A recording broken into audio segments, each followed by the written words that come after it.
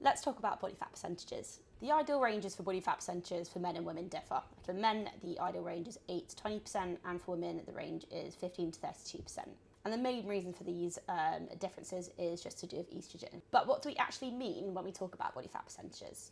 And in plain terms, it literally means what percentage of your body is made up of fat, and it's not to be confused with how much fat you have in your body. Now, there are some people out there who can weigh quite a bit less than other people their height or have a relatively low BMI, but their body fat percentage can still be on the outside of 20%. And on the flip side of this, you can have people that weigh significantly more compared to others their height or have a relatively high BMI, but their body fat percentage is actually in between that 8 to 20%. And that's because your fat mass and your lean mass have to go hand in hand. If you don't have enough muscle, this can drive your body fat percentage to be outside of range, even if you are a normal weight and have a normal fat mass. So if your body fat percentage is outside of your ideal range and your muscle mass is low, we're not always going to recommend that you go into a calorie deficit to lose fat.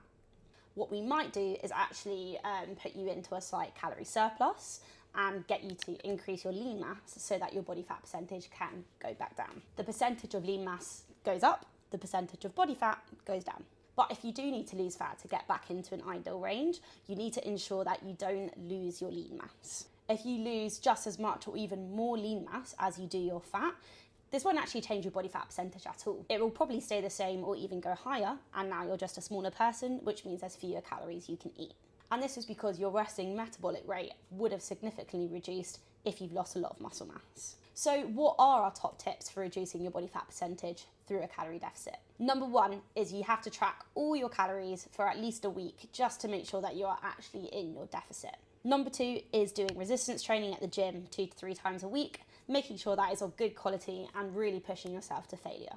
Third one is your protein intake. We'd recommend around 1.6 to 2 grams of protein per kilogram of body weight to try and prevent that lean mass loss. Number four, don't put yourself in a calorie deficit that is too harsh. Ideally, we wouldn't want you eating in more of a 500 calorie deficit.